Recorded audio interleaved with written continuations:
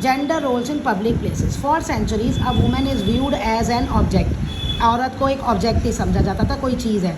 They believe has influence the attitude of the people towards women. तो यही सोच की वजह से जो लोगों का एटीट्यूड है, जो सोच है, वो औरतों की तरफ अलग ही बन गई।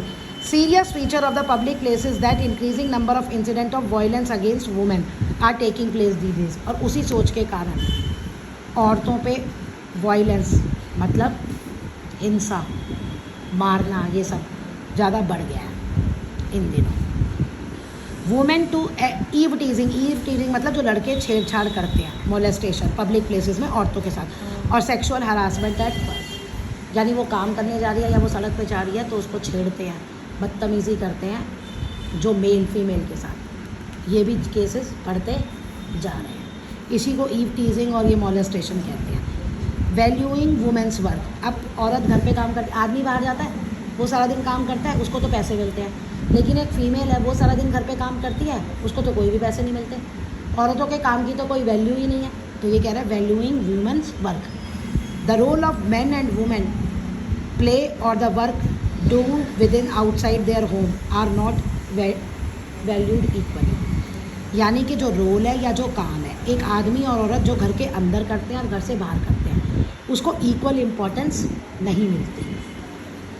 They do not have the same status, उनका सेम स्टेटस भी नहीं है दोनों का। House hold work in a family is the prime responsibility of a women. घर का काम जो है वो मेन किसकी रिस्पॉन्सिबिलिटी है? औरत की। Which is often not considered at work, जिसको हम काम कंसिडर करते ही नहीं हैं कि वो कोई काम करती है, हम देखते ही नहीं। It is assumed that this is something that comes naturally to women. कहते हैं ये तो भाई औरतों का वही है, सोच बन गई ना कि ये तो औरत को करना ही करना है भाई। तो जो these are not considered worthy of being paid for, तो इसलिए कहते हैं इस काम के लिए उसके कोई पैसे नहीं हैं। These course are made invisible, यानी ये दिखते भी नहीं है और इनकी कोई वैल्यू भी नहीं है। 80% डोमेस्टिक वर्कर्स जो है अर्बन एरियाज़ में वो क्या है? वुमेन है। मतलब ये कि जो हम घर में उनसे काम करवाते हैं। हमारे घर में मेड आती हैं तो हम औरतों से ही कहते हैं ना, औरतें ही आके काम करती हैं ना, फीमेल्स।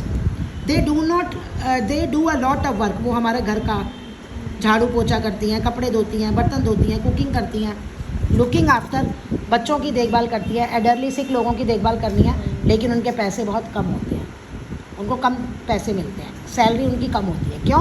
क्योंकि डोमेस्टिक वर्क की कोई ज़्यादा वैल्यू है ही नहीं। अच्छा, ये इंडिया में है, अगर आप बाहर की कंट्रीज़ देखो ना तो वहाँ ये वैल्यू है। बाहर अगर आपके कोई रिलेटिव है उनसे पूछना, वो कोई ऐसे नहीं अफोर्ड कर सकते मेड जैसे हम करते हैं, क्योंकि वहाँ पे ज़्यादा पैसे देने पड़ते हैं और वहाँ पे सब लोग अपना काम खुद करते हैं। मशीन्स हैं और रोबोट्स हैं, तभी तो मशीन्स और रोबोट्स इतने आ रहे हैं। Moreover despite the hard work they do their employer do not show some respect. कहते हैं अच्छा पैसे तो कम देते ही देते हैं, प्लस इनकी कोई रिस्पेक्ट भी नहीं करता। भाई एक ऑफिस में जो लेडी काम कर रही है या मेल काम कर रहा है उसको जो रिस्पेक्ट मिलती है, और वो ये जो लोअर कम पैसों वाला काम करते हैं जहाँ पे एजुकेशन की ज़्यादा ज़रूरत नहीं है, तो उनको वहाँ पे घर के कामों में वहाँ पे उनको रिस्पेक्ट भी नहीं मिलती। इनविजिबिलिटी ऑफ वुमेन्स लेबर, यानी जो औरत जो काम करती है वो दिखाई क्यों नहीं देता। In most societies the work done by man and women are not valued equally. हम पहले पढ़ चुके। औरत का काम तो दिखता नहीं है, डी वैल्यूड, उसको कम करके देखा जाता है। अंडरमाइन मतलब जितना वो करती है कम ही करके देखा जाता है, वैल्यू से कम।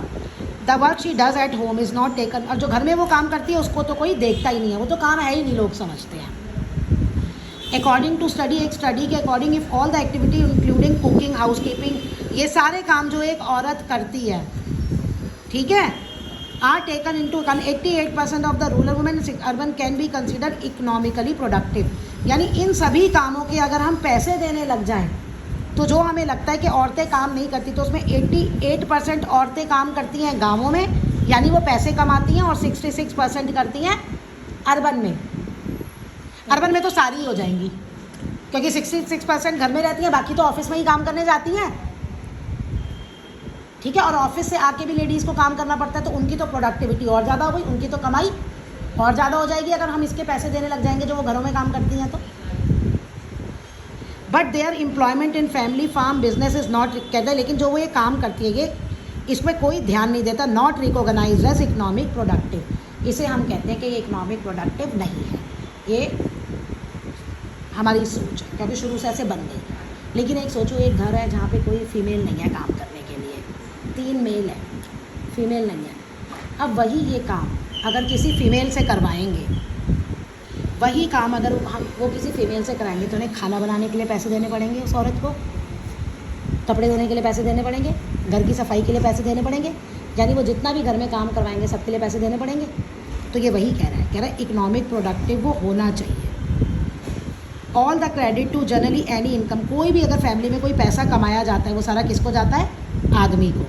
वुमेन को कम दिया जाता है मैन के अकॉर्डिंग, अगर सेम काम करवाना है, आदमी है और औरत है, मेल और फीमेल है, मेल को ज़्यादा पैसे मिलते हैं, फीमेल को कम पैसे मिलते हैं, ठीक है। लेकिन अब टाइम चेंज हो रहा है, लेकिन मैंने कहा ना अब तो बहुत टाइम चेंज हो रहा है, जब से MNCs आने लगी हैं और सब है, तो वो मेल और फीमेल पोस्ट सेम और वेजेस भी यानी सैलरी भी सेम।